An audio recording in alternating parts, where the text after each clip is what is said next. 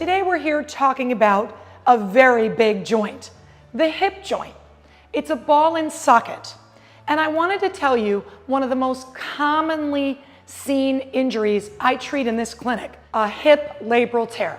22% of all athletes suffer from hip pain, and most of them don't know why. The majority of them have a labral tear.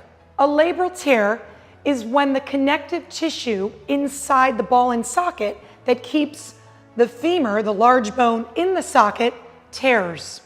This connective tissue tears and really does not repair very well. Unfortunately, this can cause unrelenting pain. The athlete can't return to sport. They're throbbing at night.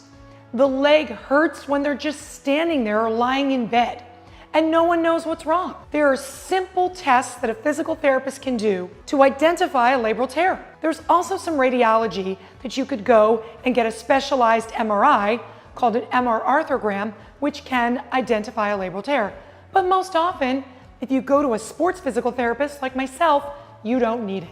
Labral tear pain can be fixed. It can be improved. You got to go to the right person.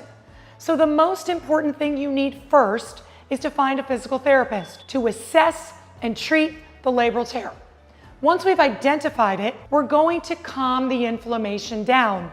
How do we do that? Through laser therapy, through cryotherapy, which is ice, through specific manual mobilizations of our hands. I have to reset the normal biomechanics in your body.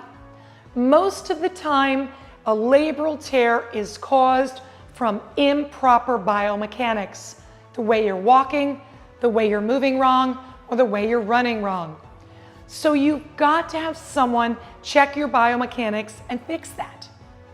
There are top 3 movements you should not do with a labral tear.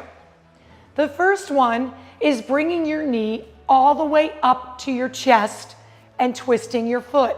This causes torsion or torque in the femur. You should never do a deep squat. Everyone loves to do squats and lunges. You should not do a deep squat or a deep lunge.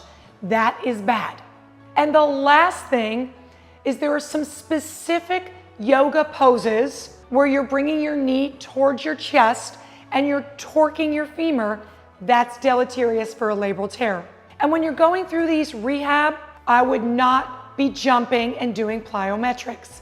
Keep the joint calm and reduce that inflammation.